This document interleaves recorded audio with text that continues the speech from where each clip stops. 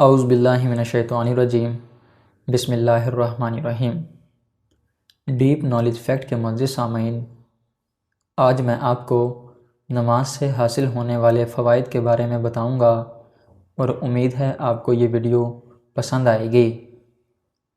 نماز دل، معدہ اور آنتوں وغیرہ کے مرض میں شفا دیتی ہے۔ نماز درد و غم کا احساس بھلا دیتی ہے یا کم کر دیتی ہے۔ نماز میں بہترین ورزش ہے کہ اس میں قیام، رکوع اور سجدہ وغیرہ کرنے سے بدن کے اکثر جوڑ حرکت کرتے ہیں۔ نزلہ زکام کے مریض کے لیے طویل یعنی لمبا سجدہ نہایت مفید ہے۔ سجدے سے بند ناک کھلتی ہے۔ آنتوں میں جمع ہونے والے غیر ضروری مواد کو حرکت دے کر نکالنے میں سجدہ کافی مددگار ثابت ہوتا ہے۔ نماز سے ذہن صاف ہوتا ہے اور غصے کی آگ ختم ہوتی ہے۔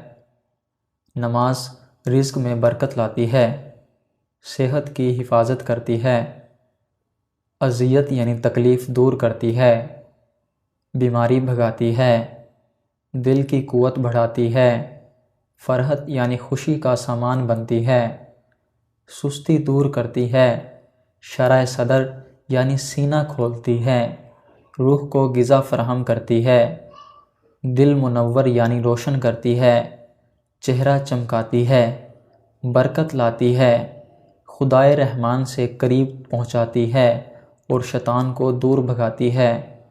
نماز کے یہ مندرجہ ذیل فوائد اسی صورت میں حاصل ہو سکتے ہیں جب ہم خشوع و خضوع اور اطمینان سے نماز ادا کرتے ہیں۔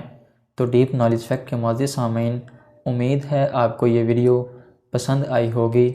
Thank you so much.